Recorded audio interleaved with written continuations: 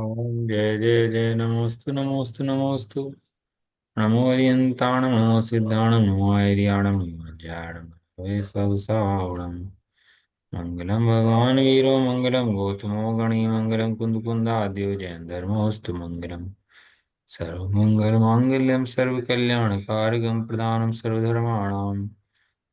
जैनम जयतु शासनम। नत्वा जिनेन्द्रं गतसर्वदोषं सर्वगदेवं हितदर्शिकं च श्रीजैनसिद्धान्तप्रवेशिकेयं विरच्यते स्वल्पधियामिताय द्रव्यगुणपर्यायका जो नित्य होवे ज्ञान शीघ्र मिले सम्यक पद पावे पद निर्वाण। श्री जैन सिद्धांत प्रविष्टि का ग्रंथ गोपाल दास जी प्रिया द्वारा रचित और इसके अंदर शरीर परिभाषा है लास्ट की 130 से।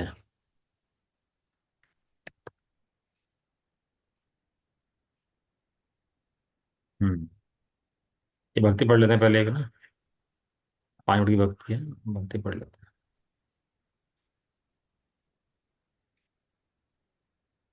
आगे सामने हाँ जी हाँ। भक्ति पढ़ रहा हूँ, अच्छी लगेगा ना तो आपको ग्रुप पे भेज दिए, बाद में पढ़ लो। भक्ति बहुत अच्छी भक्तियाँ हैं, बड़े पंडित जी की लिखी हुई है, ठीक। रविंद्र जी आत्मन द्वारा उनकी लिखी भक्तियाँ, बहुत सुंदर भक्तियाँ।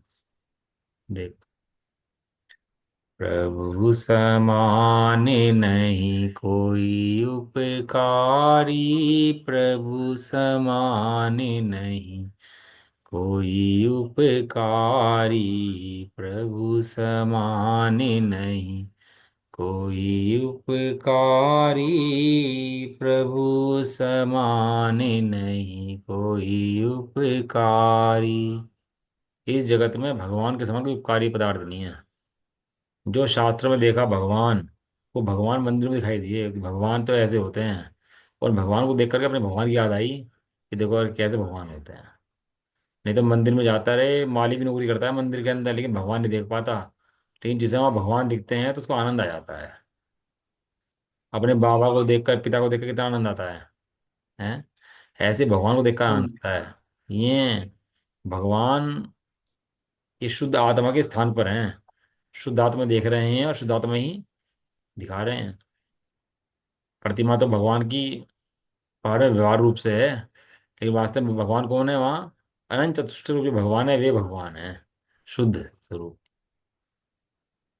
निज स्वभाव में लीन हुए जब, प्रगति दशा परम अविकारी। निज स्वभाव में लीन हुए जब, प्रगति दशा परम अविकारी। रागादिक सब दोष विनष्टे, हुए अनंत चतुष्टयधारी। प्रभु समान नहीं कोई उपकारी, प्रभु समान नहीं कोई उपकारी। भगवान को देखकर करना चाहिए, उपकार स्मरण होना चाहिए उनका भगवंतों का, कि वास्तव में भगवान न होते तो ये जिनवाणी कैसे लिखी आती, कौन बताता कि तू भगवान है। ऐसे उपकार स्मरण होना चाहिए भगवान के प्रति भाई। भगवान स्वभाव में लीन हो गए, पूरा मोक्ष मार्ग दिखा रहे हैं। स्वभाव में लीन हो गए, अविकारी हो गए, राग आदि नष्ट हो गए, और अनंत चतुष्टय प्रकट हो गए। पूरा मोक्ष मार्ग है वहां पर। क्या है वहां पर पूरा? मोक्ष मार्ग। मोक्ष मार्ग। जहाँ भगवान की प्रतिमा है ना, वहाँ खाली भगवान की प्रतिमा नहीं है, अब पूरा पूरा मोक्ष मार्ग स्थापित है।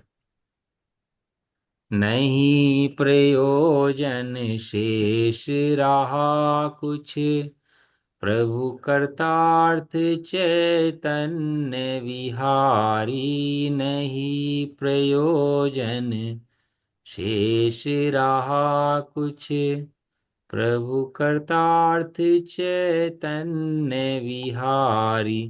भव्य भाग्यवश खीरी धनी, सहज रूप जग मंगलकारी। प्रभु समान नहीं कोई उपकारी। प्रभु समान नहीं कोई उपकारी।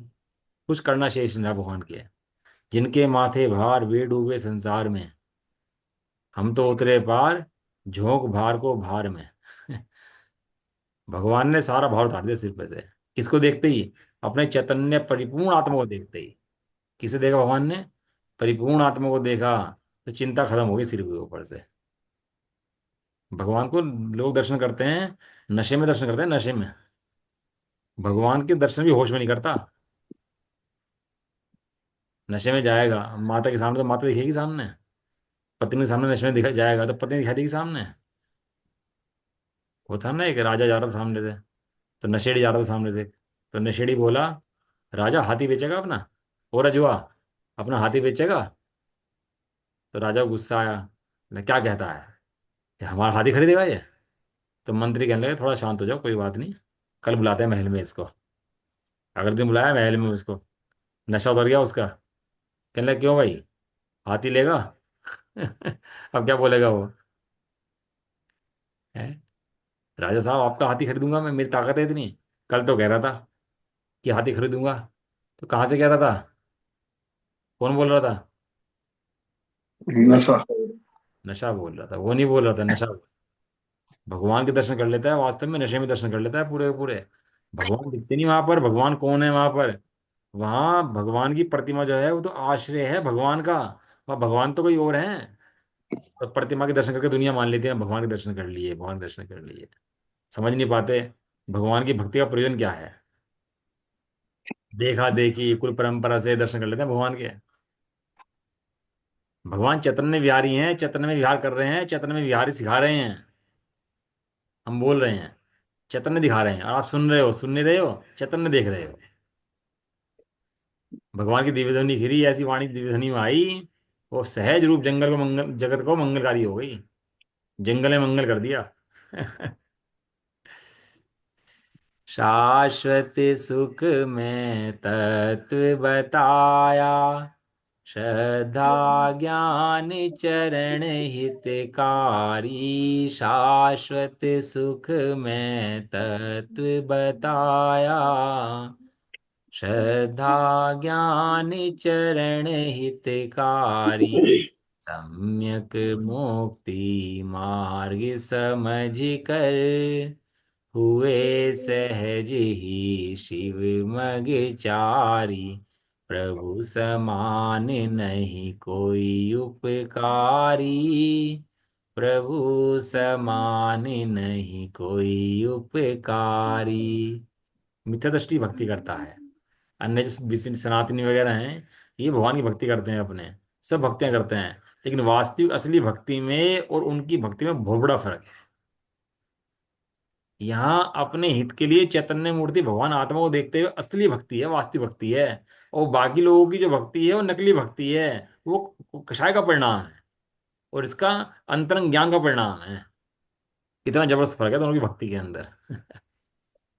भगवान का उपकार स्मरण है भैया। भगवान ने शाश्वत सुख में तत्व बताया। तो शाश्वत है, सुख का कंद है, ऐसा तत्व नहीं सुना था आज तक, वो बताया। और श्रद्धा ज्ञान चरण, ये बताया कि श्रद्धा ज्ञान चारित्र ही मोक्ष का मार्ग है। तीन रत्न हैं ये। कितने रत्न हैं? तीन तीन। रत्न। कौन से? श्रद्धा ज्ञान चारित्र। ज्ञान समचारित। जगत के सारे देव जो हैं अपनी शरण में लेते हैं, और हमारे भगवान अपने भक्त को उसकी शरण में भेजते हैं। भगवान का दास, जगत से उदास, प्रभुता उसके पास, और तीन लोग उसका दास। भेजा था ना आज। श्रद्धा ज्ञान चारित्र को पकड़ लो, मोक्ष हो जाएगा, बस इसके अलावा कुछ करने की जरूरत नहीं। इसलिए भगवान ने बताया उपकार करके कि तेरी संपत्ति श्रद्धा ज्ञान चारित्र में है। ऐसा मुक्ति मार्ग हमने समझ लिया, और हम भी मोक्ष के मार्ग पर बढ़ गए। मोक्ष का मार्ग कहीं बाहर नहीं जाता, मोक्ष का मार्ग अंदर जाता है। कोई सोचे मोक्ष का मार्ग बाहर जाएगा, भाई वहां जाएंगे, स्वर्ग जाएंगे, इंद्र बनेंगे, मोक्ष पहुंचेंगे, ऐसा नहीं है। कहाँ जाता है मोक्ष का मार्ग? अंदर में। अंदर। अंदर। सीढ़ियां बाहर में नहीं है, सीढ़ियां अंदर में लगी हुई है। अंदर उतरना है, बाहर में चढ़ना है, कहीं नहीं चढ़ना। अंदर में उतरे सो मोक्ष मार्ग है। शिव मचारी हो गया। पाया प्रभु आदर्श आपका, साधे समय सारे सुखकारी। पाया प्रभु आदर्श आपका, साधे समय सारे सुखकारी। हुआ सहज काम निराकुल, प्रभु चरणों में ढोक हमारी। प्रभु समान नहीं कोई उपकारी, प्रभु समान नहीं कोई उपकारी। देव शास्त्र गुरु तो सर्वोत्कृष्ट पदार्थ हैं, इनमें शिथिलता रखने से कैसे काम बनेगा। ये भगवान आप आदर्श हैं। आदर्श किसे कहते हैं? किसे कहते हैं आदर्श? ये जो हमारे इस आदर्श हैं। पथ पर जो इस पथ पर चलते हैं। हाँ, किसी का कोई खिलाड़ी आदर्श है, किसी का कोई सेठ आदर्श है, किसी का नेता आदर्श है, वो बनना चाहता है। हमारा आदर्श कौन है? हमारे आदर्श प्रभु है। भगवान है। भगवान हमारे आदर्श हैं। क्यों? क्योंकि हम भगवान बनना चाहते हैं। भक्त कौन? जो भगवान जैसा बनना चाहे, भगवान के बताए हुए मार्ग पर चले, उसका नाम भक्त। ये भगवान आप आदर्श हैं। और आपने समय सार दिखाया और हमने समय सार देखा। आप भी आनंद सुख में हैं और हम भी आनंद है और सुख में हैं। ना आप दुखी हैं और ना हम दुखी हैं। ऐसा जानते ही मैं सहज हो गया। मेरी मृत्यु नहीं हो सकती, ना मैं मृत्यु, मेरी मृत्यु नहीं हो सकती। ना छेदाए ना भेदाए, ना मैं छीन सकता ना भिज सकता। छेदाए मैंने, मेरे दो टुकड़े नहीं हो सकते। दो टुकड़ा कर देते हैं ना, तेरे दो टुकड़े कर दूंगा। वो मूछे को बच्चा हो और पढ़ ले, दो टुकड़े नहीं हो सकते। और माता बोले गुस्से में, तेरे दो टुकड़े कर दूंगी। कह ले तुम मेरे दो टुकड़े कर नहीं सकती। कह ले क्यों? कि मैं आत्मा हूं, तुम मेरे दो टुकड़े करोगे कैसे? द्रव्य के दो टुकड़े हो नहीं सकते। ना छिदता है, ना दो, ना छेद हो सकते, ना भिद सकता है, ना छीन, उसमें कुछ नहीं हो सकता भैया। ऐसा निष्काम निराकुल हो गया, ऐसा आनंद हुआ, ऐसा तत्व तो कहीं नहीं मिला था। भगवान के चरणों में आकर के ऐसा तत्व तो मिला। इसलिए भगवान के समान उपकार करने वाला इस जगत में कोई नहीं है। प्रभु समान नहीं कोई उपकारी, प्रभु समान नहीं कोई उपकारी। बड़े पंडित जी का लिखा हुआ भजन है। बड़े पंडित जी एकांत में बैठे थे भजन लिखने के लिए, और ऐसे भजन लिखते थे कि आनंद, खुद भी आनंदित हो जाए और दूसरों को आनंद कर दें। ऐसे भजन लिखे हुए हैं। सोच रहा हूँ 10-5 दिन थोड़े भजन पढ़ा करेंगे। हालांकि जब न्याय की चर्चा करते हैं अपन लोग, और ये जो पढ़ रहे हैं सिद्धांत, सिद्धांतों के अंदर भजन का प्रवेश नहीं है। जब सिद्धांतों की न्याय की चर्चा चलती है, तो भजन का प्रवेश उसके अंदर होता नहीं है। उसके अंदर सिद्धांत की बात चलती है। भजन की उसके अंदर आ जाए ना तो कमजोर करती है उसको।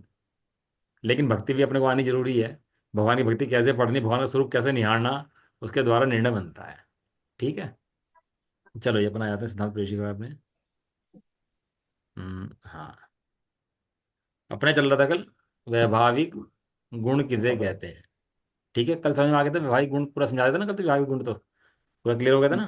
कोई शंका किसी की, कोई कल का प्रश्न किसी का? एक तो मैं सोच रहा था सब लोग ना, जैसे आप लोग सब लोग हो, 12-15 लोग जो भी क्लास में जुड़े हुए हो, बाद में ना 5 मिनट एक एक जना एक एक दिन ही बोला करो। जिससे क्या होता है, उससे आपका मानसिक पता लगेगा कि आप कितना समझ पा रहे हैं और कितना नहीं समझ पा रहे हैं। नंबर मान लो अपने, एक एक दिन करके। और बाद की 5 मिनट में एक एक जना अपने विचार व्यक्त करो कि क्या समझा आपने, या क्या कुछ बोलो, मतलब आप समझाओ। उससे आपके विचारों में पता लगेगा कि आप भी कुछ समझ रहे हो, खाली मैं ही बोले जा रहा हूँ। समझा, ये गेम होता है। गेम खेलने वाले को बहुत मजा आता है। क्यों? क्योंकि हर एक किसी को चांस मिलता है उसके अंदर खेलने का, उत्साह बना रहता है। ऐसे ही यहाँ पर भी आप लोग भी 5 मिनट बाद में एक जना बोलो, और नंबर लगा लो अपने लोग, सब लोग जो भी जिसका मन करे ऐसे कर रहा है। और उस हिसाब से आप लोग बोलना शुरू करो। एक दिन 5-5 मिनट, लास्ट के 5 मिनट बोलो अपने स्वतंत्रता से, है ना, जिससे क्या विचारों की अभिव्यक्ति होती है उससे। क्योंकि क्या है ना, इस क्लास सिस्टम। अभी 1-2 दिन पहले आपने बताया था ना, भव्य और अभव्य जीव। हाँ। उसमें बताया था आपने, अभव्य जीव कभी मोक्ष नहीं जा सकते। हाँ बिल्कुल। और भव्य में भी दूरद, और भव्य भी मोक्ष नहीं जा सकते। हाँ, तो फिर दोनों में अंतर क्या है जी? दोनों में अंतर ये है, मोक्ष दोनों नहीं जाएंगे, लेकिन एक के बाद भव्य संज्ञा है और एक के बाद भव्य संज्ञा नहीं है। एक दाल है, आप बाजार से दाल लेकर आए, तो दाल के अंदर बहुत सा पत्थर दाल जैसे होता है, देखा होगा आपने, दाल की शक्ल की दाल का पत्थर होता है, पत्थर होता है ना, हम्म। वो तो गलेगा ही नहीं।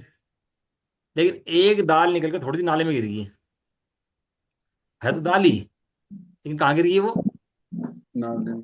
तो वो भी निकलेगी, वो भी नहीं पूरी रस्सी में पकड़ने में काम आएगी। तो दाल होने पर भी नहीं पकड़ रही है, और वो बिना दाल हुआ भी नहीं पकड़ा। इनमें दोनों में ये फर्क है। ऐसे भव्य जीव हैं, भव्य जा सकते हैं लेकिन जाएंगे नहीं उनकी योग्यता ऐसी पकेगी नहीं। लेकिन अभव्य की तो है ही नहीं, योग्यता ही नहीं है उसकी तो। और ये परिणाम परिणाम भाव है ये कोई ओहदे का परिणाम नहीं है, ये पारिणामिक है, जो उसके अंदर पड़ा हुआ है वस्तु के। ओहदे का परिणाम होता है, कर्म बदलते हैं तो परिणाम बदल जाता है, लेकिन जो खुद वस्तु के अंदर पड़ा हुआ भाव है वो कैसे बदलेगा। जब दाल का खुद ही वो बीज पत्थर है तो वो सुधरा कैसे। हम्म। ऐसे तो बात तो एक ही हुई फिर। बात थोड़ा सा फर्क है, लेकिन है बराबर है। वो मोक्ष प्रयोजन की अपेक्षा बराबर बराबर है। प्रयोजन की अपेक्षा दोनों मोक्ष नहीं जाएंगे, ये बात तो बराबर है। हाँ तो मेन मोटो क्या है? मेन मोटो तो ये है हाँ ना, मोक्ष जाना। जब वो मेन हाँ मोटो ही कंप्लीट नहीं हो पाएगा, इसका मतलब बराबर ही है। हाँ हाँ, दोनों उस अपेक्षा से बिल्कुल बराबर है। ऐसा तो ये प्रश्न अच्छा प्रश्न। भैया जी, वैवाहिक जो आपने कल परिणाम पढ़ाए थे ना, हाँ, तो तो उसमें लिखा था दूसरे क्या नाम है, द्रव्य के संबंध में होने वाले व्यवहार। उसका मतलब क्या है? मतलब दूसरे द्रव्य का संबंध होने पर, से, हाँ, विवाह पूर्ण। जब दूसरे द्रव्य का संबंध होगा तब वो विभाव परिणाम होगा।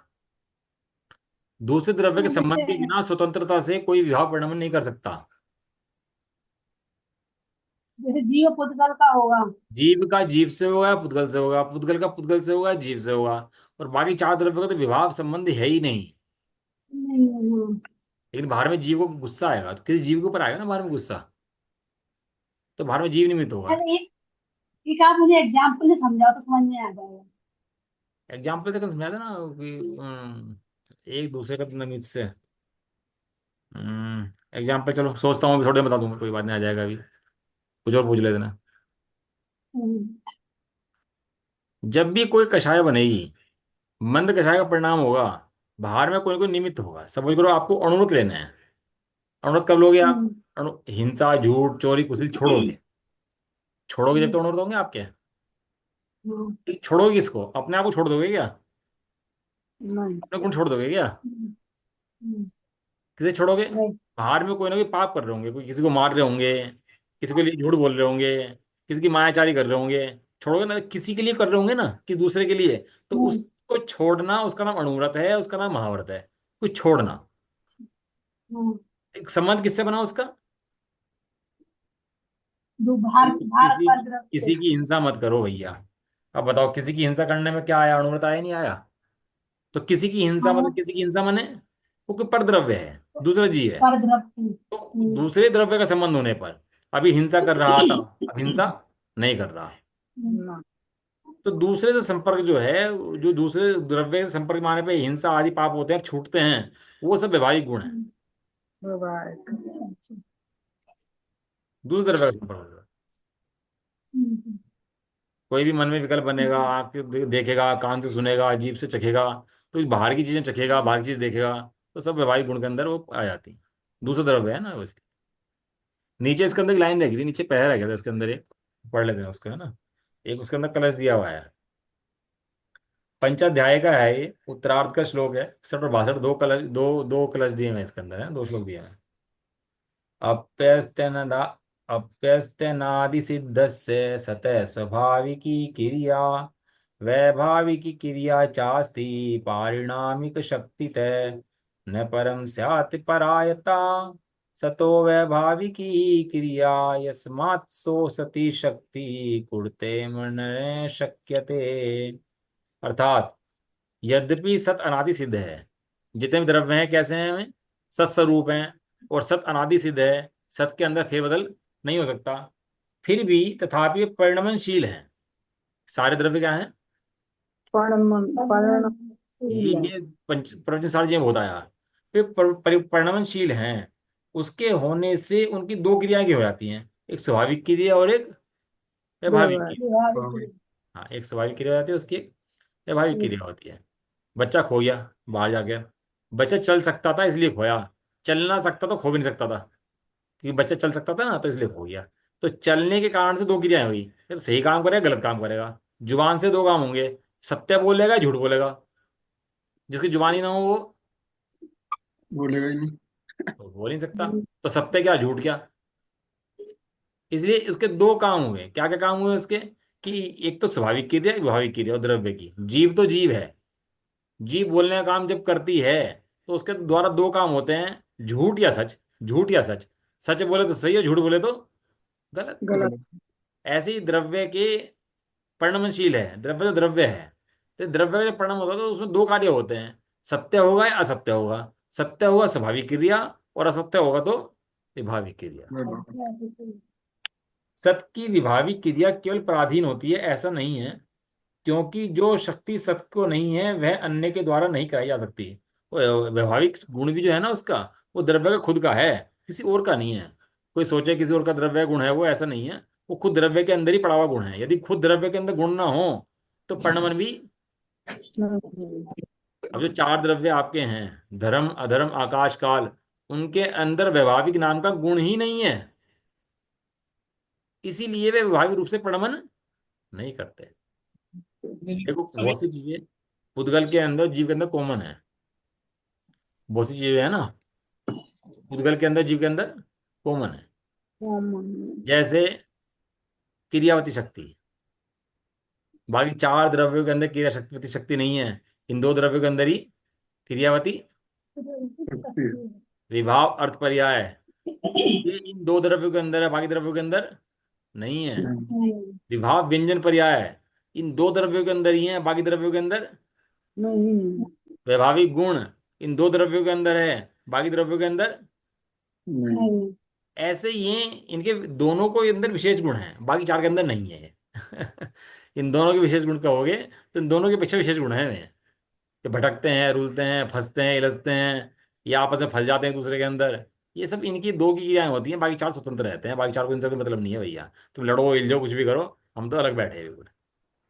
ठीक है, ऐसा। अब अनुजीवी गुणों की बात होगी। अब बात चलती है प्रतिजीवी गुण। प्रति आधा छोटी की मात्रा है ना, प्रतिजीवी गुण चल रहा है सामने, दिख रहा है। हाँ जी। प्रतिजीवी गुण की परिभाषा नंबर आई थी अपनी, परिभाषा नंबर पे आ जाओ आप, 77। 76। 69, परिभाषा नंबर 69। पहुंच गए, मिल गई। हाँ जी। प्रतिजीवी गुण किसे कहते हैं। वस्तु के अभाव स्वरूपी धर्म को प्रतिजीवी गुण कहते हैं। ये वस्तु के अंदर ही है, लेकिन ये प्रतिजीवी गुण है। ये किसी भार में द्रव्य के अभाव से प्रकट होता है, जैसे नास्तित्व, अमूर्तत्व, अचेतनत्व आदि। ये परिभाषा बहुत खुलासा करी थी उस टाइम पर, वहां से पढ़ लेना आप लोग। और प्रश्न नंबर 77, जीव के प्रतिजीवी गुण कौन कौन से हैं। अव्ययबाधत्व, अवगाहनत्व, अगुणलघुत्व, सूक्ष्मत्व, नास्तित्व आदि अनंत गुण प्रतिजीवी गुण हैं। क्या बहुत खुलासा उस समय हुआ था। तो यहाँ पर चार प्रतिजीवी गुणों की चर्चा है। मुख्य रूप से जीव के प्रतिजीवी गुणों की चर्चा चलती है तो चार गुणों की चर्चा चलती है, नंबर एक, नंबर दो, नंबर तीन और नंबर चार। नंबर एक अव्ययबाध, अव्ययबाधत्व। नंबर दो अवगाहनत्व।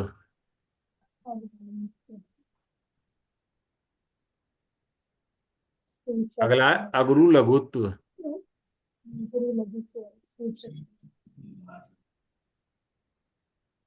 और नंबर चार है इसके अंदर सूक्ष्मत्व।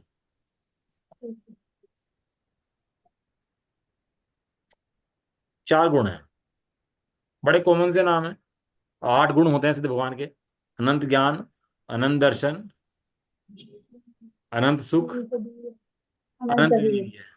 और चार होते हैं प्रतिजीवी गुण, जो अरहंतों के नहीं होते, सिद्धों के होते हैं। क्योंकि अरहंतों के अभी चार अघाती कर्म। बच्चे कितने गुण हैं अरहंतों के, बताओ जी। ना। अरहंतों के गुण कितने हैं। 46।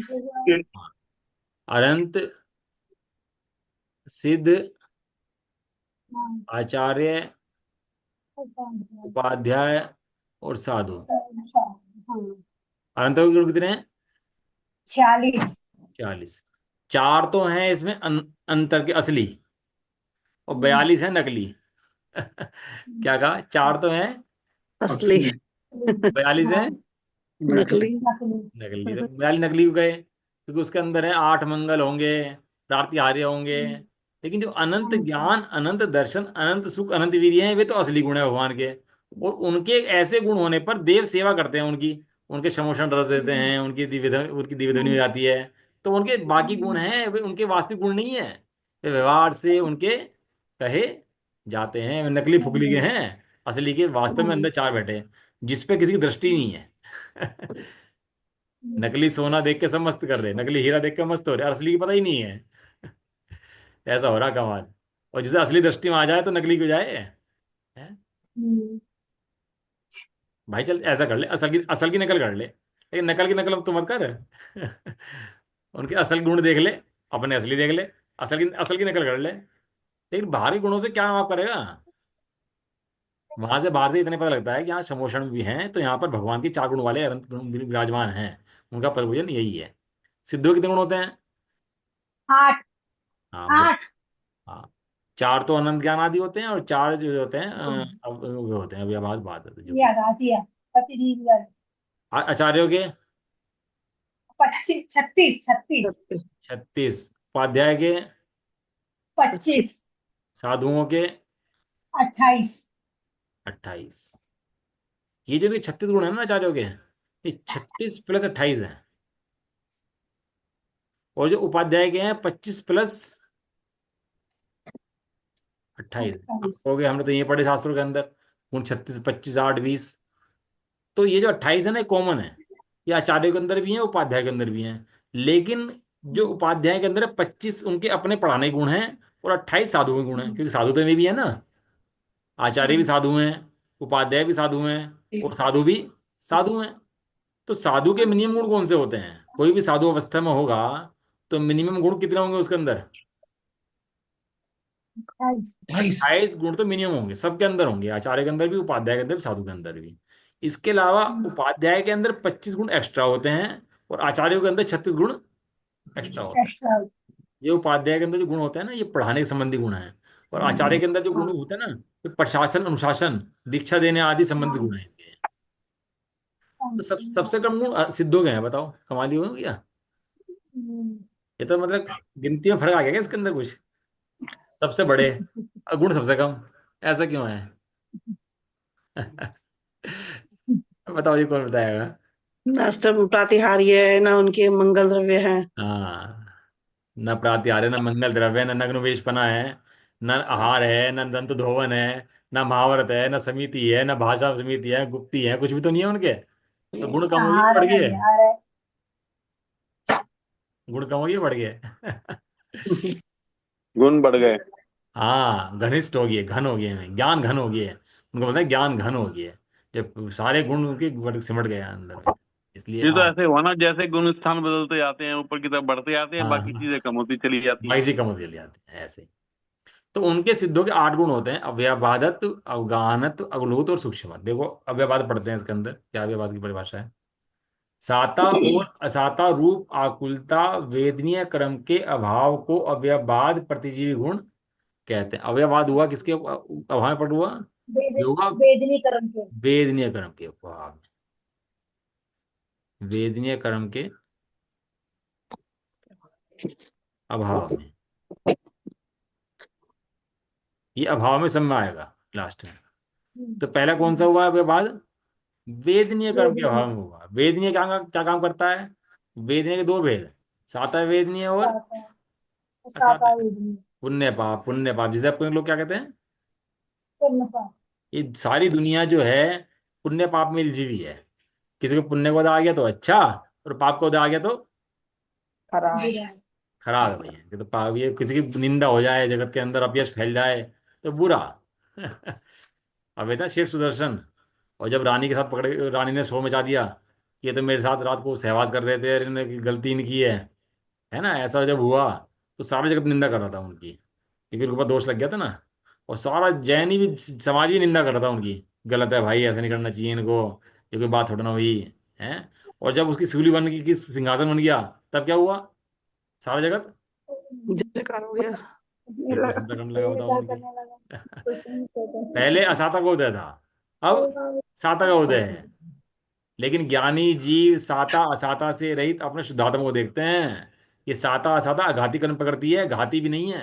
दो कर्म होते हैं, घाती और एक अघाती। आघात घाती मने घात करे, अघाती मने घात। ना करे। ये पुण्य पाप हमारा घात नहीं करते। हमारा घात कौन करता है? ज्ञानावर्णी, दर्शनावर्णी, मोहनी, अंतराय, ये अपने वास्तविक शत्रु हैं। ये पुण्य पाप शत्रु अपने। नहीं। इसलिए ज्ञानियों के पाप का उदय आता है तो भी शांत रहते हैं, और पुण्य का उदय आता है तो भी शांत रहते हैं।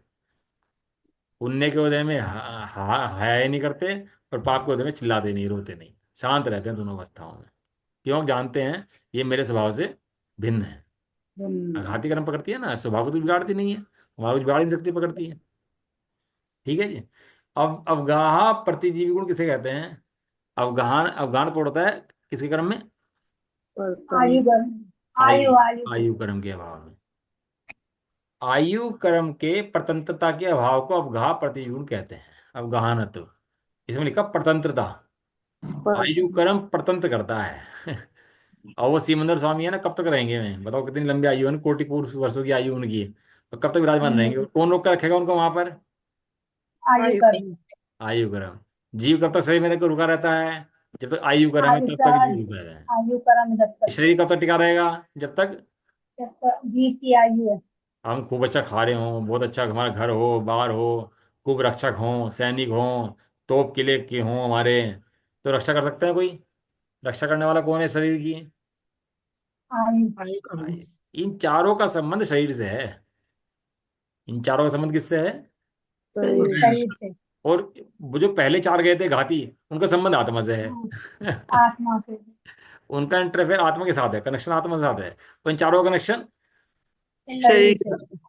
जब मैं शरीर ही नहीं हूं, तो मेरे से इनका कनेक्शन क्या है? इनका संबंध शरीर से है, और मेरा संबंध शरीर से कोई है नहीं, तो मेरा क्या संबंध हुआ इनसे? नहीं। पड़ोसी का रिश्तेदार हो, पड़ोसी के कोई हो, सास भी हो, ससुर भी हो, उनसे हमारे को लेना देना है? ऐसे शरीर क्या है? पड़ोसी, पड़ोसी है, और इसके इसके रिश्तेदार हैं, आयु नाम गोत्र वेदिनी है, तो इससे हमारा क्या लेना देना है? इससे हमारा कुछ भी लेना देना नहीं। नहीं। आयु किसकी? शरीर की। परतंत्र किसको करती है? शरीर को। जीव को परतंत्र नहीं करती। जीव नहीं बनता आयु से। आयु से शरीर बनता है, शरीर बनता है, शरीर नष्ट होता है। ना छेदाए ना भेदाए, न छिद, मैं ना छिद सकता, ना मैं भिद सकता। अगुणवत गुण। उच्चता गोत्र और कर्म। नीचता गोत्र कर्म के अभाव को अगुणवत प्रतिजीव गुण कहते हैं। गोत्र कर्म के अभाव में। भगवान का भी गोत्र है, उच्च गोत्र। अब जगत के अंदर गोत्र है, गोत्र का संबंध शरीर से है कि आत्मा से है? शरीर शरीर से। से। अब बताओ, दो व्यक्ति खड़े कर दो, साफ सुथरे खड़े कर दो कपड़े पहन के, बता सकते हो दोनों के अंदर नीच गोत्र वाला कौन है, उच्च गोत्र वाला कौन है? नहीं। सेठ कौन है, गरीब कौन है, बता सकते हो आप इनके अंदर दोनों को देख करके? नहीं। बताओ, बाहर से ही पता नहीं लगता। और जीव किसके अहंकार में फूल रहा? मेरा गोत्र, मेरा पुण्य, मेरी आयु है किसकी? पुद्गल कर्म की। और मान किसकी रहा? अपनी। इसलिए कहा टोटमल जी ने कि चारों कर्म पकड़ते हुए बल देता है मोहनीय कर्म। यदि मोहनीय ना हो तो इन चारों की कीमत ही कुछ नहीं है। इन चारों को अपना कौन मनवाता है? ये मोहनीय है। यही करे। ये आघाती कर्म के अंदर ताकत कौन पैदा कर देता है? इनके अंदर भी जो, जिनमें ताकत कुछ नहीं थी, उनमें ताकत पैदा करता है मोहनी कर्म। इसका नाम है मोहनी। अगुलत गुण पकड़ता है किसके? गोत्र कर्म के अभाव। और सूक्ष्म प्रतिजीवी गुण किसे कहते हैं? ना। हाँ, इंद्रियों के विषय रूप स्थूलता, जो इंद्रियों का विषय है बाहर में, ऐसा नाम कर्म के अभाव को सूक्ष्मत्व प्रतिजीवी गुण कहते हैं। आज सुबह लिया था मैं, कल शाम लिया था। जो द्रव्य इंद्रियां हैं, वो शरीर के अंदर इंद्रिया लगी हुई है ना, तो इंद्रिया लगी हुई है तो शरीर स्थूल है। ये दिखता है ना सामने, वो सबके शरीर दिखाई दे रहे हैं, अपना भी शरीर दिखाई दे रहा है। क्या दिख रहा है सबको? शरीर दिख रहा है, आत्मा दिखता है? आत्मा दिखता नहीं है। तो शरीर दिखता है इसलिए स्थूल है, और आत्मा दिखता नहीं है इसलिए क्या है? सूक्ष्म है। पहले देखा होगा आपने, घड़ी वाले होते थे ना, तो आंख में वो लगा देते थे, लेंस लगा देते ना, और लेंस लगा के घड़ी के पुर्जे उठाते थे धीरे करके, धीरे छोटे छोटे करके। और जो फैक्ट्री में काम करते थे वैसे थोड़ा बजा देते थे। दोनों में फर्क है कि नहीं है? दोनों में कुछ, फर्क है। एक तो हथौड़े बजा रहा खुल के, और एक जो है सूक्ष्म से उठा रहा, ध्यान से उठा रहा। सूक्ष्म रूप से। उठा तो सकता है, ये कैसे? सूक्ष्मता से। सूक्ष्म कार्य सूक्ष्म यंत्रों से होगा, और जो स्थूल कार्य है वो स्थूल यंत्रों से होगा। जो हीरा आदि की तोलने वाले हैं, तो कैसे तोलते हैं बताओ? जो कबाड़ी तोलता है वो कैसे तोलता है? तोलने में फर्क है कि नहीं है? ऐसी फर्क है। आत्मा सूक्ष्म है। सूक्ष्म कैसा है? कि पकड़ में नहीं आता इंद्रियों से। तो कैसे पकड़ में आता है? ज्ञान से पकड़ में आता है। जैसे घड़ी के पुर्जे उसको लगा के दिखते हैं ना, ऐसे ही ज्ञान में आत्मा ज्ञान से दिखाई देता है। लेकिन इंद्रियों से कोई देखना चाहे तो नहीं दिख सकता। एक दिख सकता है, कैसे? अंतरंग में। तो ऐसे वेदनीय कर्म के अभाव में अव्याबाधत्व गुण, अब बाधा नहीं रही किसी की पुण्य पाप की। आयु कर्म के अभाव में अवगाहनत्व गुण, अब आयु कर्म ने बांध के ना सकता इसलिए अवगाहन हो गया उनका। गोत्र कर्म के अभाव में अग्रु लघु, अग्रु लघु माने ना छोटा ना बड़ा। अग्रु लघु माने, ना छोटा छोटा ना ना बड़ा। बड़ा। तो गोत्र कर्म करता है छोटा बड़ा। जैसे कुम्हार छोटे बड़े वो बनाता है ना, कोई छोटा घड़ा, कोई बड़ा घड़ा, कोई बड़ा घड़ा, तो कुम्हार बनाता है। ऐसे गोत्र कर्म क्या करता है? छोटे बड़े बनाता है। तो उसका भाव हो गया, तब ना छोटे ना बड़े समान हो गई है। और नामकरण करता है शरीर की रचना, इसके अभाव में क्या प्रकट हुआ? सूक्ष्मत्व गुण। सूक्ष्म गुण प्रकट हो गया। इन चारों कर्मों का संबंध शरीर से है। वेदनीय शरीर के अंदर है, जीव के अंदर नहीं है। आयु शरीर की है, जीव की नहीं है। गोत्र शरीर का है, जीव का नहीं है। नाम शरीर का, जीव का नहीं है। नहीं है। चार कर्म पढ़ लेते हैं इसके अंदर, कोई चार कर्म भी पढ़ लेते हैं, एक मिनट।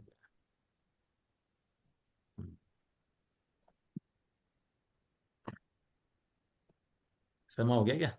2 मिनट रहेगी, पढ़ लेते हैं। एक है ज्ञान, दर्शन, सुख और ये वीर्य। क्या है ये चार? ये ये चार कर्म होते जीव हैं। के अनुजीवी गुण हैं। क्या है ये? अनुजीवी गुण। अनुजीवी गुण। इन्हीं के द्वारा जीव की पहचान हो सकती है। इन चारों के लक्षण देखोगे तो पता लगेगा। शरीर के अंदर ज्ञान नहीं है, शरीर के अंदर दर्शन नहीं है, शरीर के अंदर सुख नहीं है, शरीर के अंदर वीर्य नहीं है, पुरुषत्व नहीं है, शरीर और आत्मा के अंदर चारों मिलेंगे। तो घाती कर्म क्या करते हैं? ज्ञान को ढकता है ज्ञानावरणी। दर्शन को ढकता है दर्शन। कृष्णावर्णी। दर्शनावरणी। सुख को दुख रूप ढकता है मोहिनी कर्म। मोहिनी है। और वीर्य रखता है अंतर अंतरा है। है। अंतराय। ढकना कहते हैं इनमें, ढकना। ज्ञानावरणी ने ढका ज्ञान को, दर्शनावरणी ने ढका दर्शन को, मोहिनी ने ढका सुख को, और अंतराय ने ढका वीर्य को। वीर्य। ये सब व्यवहार के कथन है कि ऐसा संसारित जीव की अवस्था देकर कहा गया है। स्वभाव को नहीं ढक सकता। स्वभाव को ढकने वाला कोई कर्म नहीं है। आत्मा वर्णी नाम का कोई कर्म नहीं है जो आत्मा को ढक दे। हाँ, व्यवहार में संसारी जीवों के ज्ञान को ढका जाता है, तो इसके वजह से चार कथन हैं। भाई साहब का भजन है, क्या की बात पूरी करते हैं बस यहाँ पर। भाई साहब मंदिर में बैठे थे एक बार, तो मंदिर में बैठे बैठे कुछ औरतें भजन गा रही थी। पुराना मंदिर था, और कुछ औरतें भजन गा रही थी। तो औरतें भजन का गा रही थी, ज्ञानावरणी ज्ञान न देवे दर्शनावरणी दर्शन। ओ ये जो मोहनी करम, ये जो मोहनी करम, भरमावे आत्मा, हारू लावे आत्मा। आठों कर्मों के बीच में बेचारी आत्मा, बेचारी आत्मा। सुना रखा है? मैंने नहीं सुना रखा भाई? सुना रखा है। नहीं। हाँ, सुना अब है। भाई साहब सुन रहे थे। भाई साहब ने भजन चेंज कर दिया पूरा उठा करके। भाई साहब ने वहां भजन गाया, आठों कर्मों के बीच में सुरक्षित आत्मा। हूं मैं गायक आत्मा। समझ में आ गया? वो क्या कह रहे थे? वो रो रहे थे। अरे क्या कह रहे? पूरा ज्ञानावरणी ज्ञान न रोके, दर्शनावरणी दर्शन। ओ ये जो मोहनी करम, ना रुलावे आत्मा, ना भरमावे आत्मा। आठों कर्मों के बीच में सुरक्षित आत्मा है गायक आत्मा। ऐसा ज्ञानी जनों के भजन पढ़ो भैया, बल पैदा करते हैं ज्ञानी वास्तव में है। ये ज्ञान व्यान रोकते नहीं है एक, हालांकि संसारी जीव जो मानते हैं उनका ज्ञान रुकता है तो रुकता ही है वो तो, लेकिन अंतरंग में जो अपना ज्ञान स्वभाव है वो इनके द्वारा बाधक को प्राप्त नहीं। नहीं। ठीक है जी। चलो चिंतन करना पाठ्यक्रम का ये पूरा हो गया चैप्टर अपना, जो हमारे 8 ये 134 प्रश्न हो गए। मान जाओ बेटा। अब प्रश्न नंबर 1 से लेके 134 तक कल रिवाइज कर लेंगे अपन लोग, और एक दिन में फिर एग्जाम कर लेंगे, है ना। इसके बाद चैप्टर आएगा कर्मों का स्वरूप। बहुत इंपॉर्टेंट चैप्टर है। समझ लो शत्रु के घर की चाबी हाथ लग गई, ये समझ लो बस। शत्रु के घर का भेद पता लग गया है।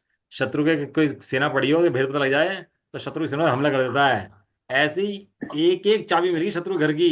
अब शत्रु के सेना को उखाड़ फेंकेंगे अब यहाँ से, और रखेंगे नहीं, ये भी रहने देंगे किसी को शत्रु को।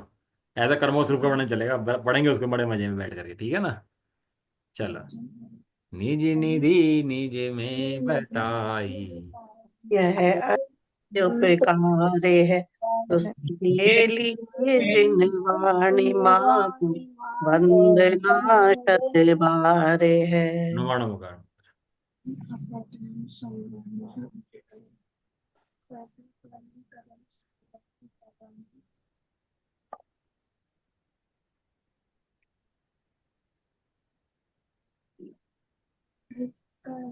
संबंध समाप्त कर्ता कर्म संप्रदान उपदान संबंध प्रलय। आज मैं बोलना शुरू करो कल से। आप लोग कौन कौन बोलेगा भैया देख लो, अपना नाम सुन लो, है ना। अपने आप ही पढ़ो, आगे बढ़ो। जैसे वो एक एक करके बोलते हो क्रम से, एक एक दिन एक एक, तो 10-12 दिन में का नंबर आएगा। तो बोलो, लेकिन उससे क्या है आपके विचारों को पता लगेगा कि क्या चिंतन में चल रहा है, क्या चिंतन है, गलती निकलेगी अपनी बाहर। उससे क्या है, खुलासा होगा क्या हमारा। बोले क्या बोले, बुखार तो पहले ही चढ़ा दिया एग्जाम का। कोई बात नहीं, वो तो है। और देखो, एग्जाम अभी के अभी ले लो। अभी नहीं लेंगे, लेंगे तो टाइम पे नहीं, अभी लेंगे। लो। आप अभी की अभी एग्जाम डिक्लेयर करो कि मैं एग्जाम दे दो सब, किसी दिन अचानक मैं टॉप करूंगा हाँ उसमें। हाँ ये बात तो है। हाँ अभी ले लो, सरप्राइज। चलो अभी ले लो, अभी ले लो एग्जाम इन सबका, अब मेरा भी मिला के। हाँ तो ना टॉप किया हाँ, तो बात रही। ये वाला ओरल ले लो आप, ओरल। लेंगे और भी लेंगे एक दिन। ओरल ले लो चलो। ओरल ले लो आप। हाँ ले लो, ओरल ले लो, कोई कोई दिक्कत नहीं, नहीं अब है। 5 मिनट बोलना शुरू करो आप सब लोग बाद में, तो उससे क्या है कि आपको बोलना भी आएगा, किसी को समझा ही पाओगे। धर्म के बारे में तो हम भी क्या समझ बोलना है पाएंगे और तुम भैया भी। जी? क्या बोलना है मतलब? जैसे परिभाषा ले लो कोई भी आप इसके अंदर, जैसे मैं परिभाषा पढ़ाई है, कोई परिभाषा पढ़ा दो आप उठा करके। जैसे बच्चे को पढ़ाते हो, अच्छा प्रतिजीवी गुण पढ़ा दो, अनुजीवी गुण पढ़ा दो, अच्छा, ये जिसे पढ़ा दो आपने पढ़ाया है उसको उसी को मतलब अपने आप कुछ विचार भी, व्यक्त मतलब कोई करना है। परिभाषा लेके कुछ ही पढ़ा दो आप, कोई दिक्कत नहीं है। ठीक। उससे बहुत फायदे होंगे, आपको बोलना भी आएगा, किसी को बताना भी आएगा, धर्म भी सीख पाओगे, आपको उत्साह ही बढ़ेगा। मतलब एक चीज़ के बहुत फायदे हैं उसके, 5 मिनट बोलने में। नहीं, सही बात है, बिल्कुल सही बात है। हम खेलते हैं ना, तो हम खेले वोश हो गया, 3-4 घंटे 2-3 घंटे खेलते ही हैं। वो सब खेलते हैं तो सब मस्ती करते हैं। अब अकेले आदमी खेलता रहे, बाकी सब देखते रहे, तो फिर खेलने का मजा खत्म हो जाता है देखने का। कॉन्फिडेंस लेवल भी बढ़ जाता है। हाँ बढ़िया लगा हुआ है ना सब लोग ऐसे ही। आभा सही जी बात है। हैं, सोनम जी हैं, सब जितने भी आ रहे हैं, मतलब सब लोग, और भी नहीं आ रहे, वे सब लोग लगे हुए हैं। और कई चीजें जो क्लियर नहीं होती वो क्लियर हो जाती हैं। हाँ। जय बोलो दार्शनिक नानी माता की। जय जय हो। हो। जय हो। हाँ जय हिंद धर्म की। जय हो। जय हो। एक साथ बोलिए। जय मेरे जय जय जिनेंद्र, सबको जय सबको जिनेंद्र। जय जिनेंद्र। जय everybody। जिनेंद्र, हो जय।